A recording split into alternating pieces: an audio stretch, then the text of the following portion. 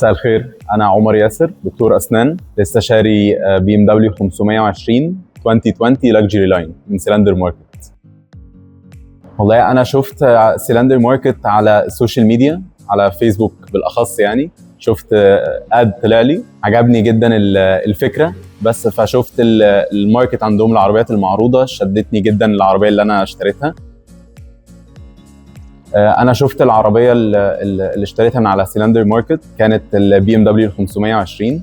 شفت التقرير بتاعها، سيلندر بيعملوا زي تقرير فحص للعربيه، ده حاجه مميزه جدا الصراحه. كاتبين ادق التفاصيل، يعني كاتبين فيها خربوش، فيها كل التفاصيل مكتوبه. فبالتالي انا وافقت بالكلام ده، عملت عرض سعر، والعرض السعر ده وافقوا عليه، تم القبول عليه. فساعتها حد من التيم تواصل معايا، خدنا ميعاد في الاوفيس عندهم وبس، واتممنا العمليه يعني بمنتهى السهوله الحمد لله.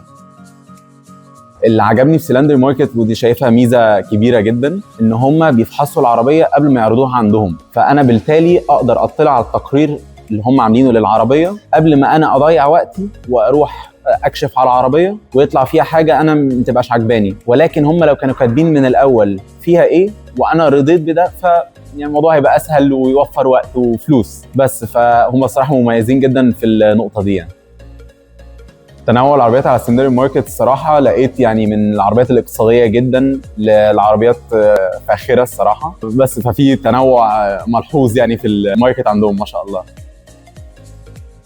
التجربه من على الابلكيشن كانت صراحه في منتهى السلاسه. يعني انا عملت عرض سعر، تم القبول عليه، حد كلمني على طول بعديها ب5 دقائق ولا حاجه، والموضوع الحمد لله تم بمنتهى السرعه. يعني لو افتكرت اشتري عربيه تاني، يعني ان شاء الله يبقى من خلال سيلندر ماركت. بالتجربه اللي انا مريت بيها دي، بالسهوله دي، ده يشرفني ان انا اتعامل تاني مع سيلندر ماركت.